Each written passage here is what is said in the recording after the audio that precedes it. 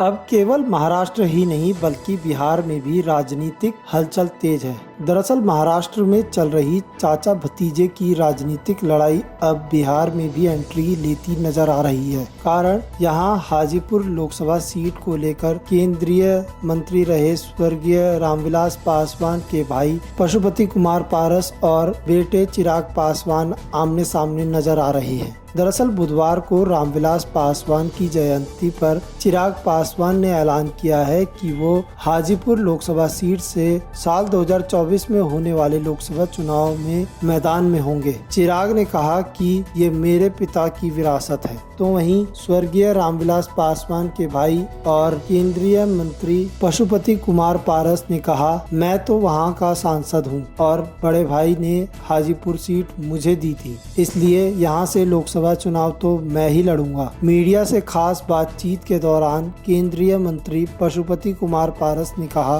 कि मैं साल 2019 में चुनाव नहीं लड़ना चाहता था, तब भैया के कहने पर चुनाव लड़ा था। उस समय चिराग को उन्होंने हाजीपुर की सीट नहीं दी, तो अब तो मैं ही इसका हकदार हूँ। केंद्रीय मंत्री पशुपति कुमार पारस ने कहा है कि चिराग पासवान कहाँ हैं, इसका पता उन्हें खुद नहीं है। वो खुद कहते हैं कि मैं किसी गठबंधन में नहीं हूँ। पारस ने ये भी कहा कि चिराग की एनडीए से कोई बातचीत नहीं हो रही है। जनाधार मेरे पास है। तारापुर और कुशेश्वर स्थान उपचुनाव में ये साबित हो गया है। भविष्य में हम चाचा भतीजा एक नहीं हो सकते, क्योंकि कोई पार्टी टूटती है तो फिर मिल जाती है, लेकिन यहाँ तो दिल टूटा है। उन्होंने कहा कि महाराष्ट्र में चाचा भतीजे की लड़ाई और बिहार में हम चाचा भतीजे की लड़ाई अलग है।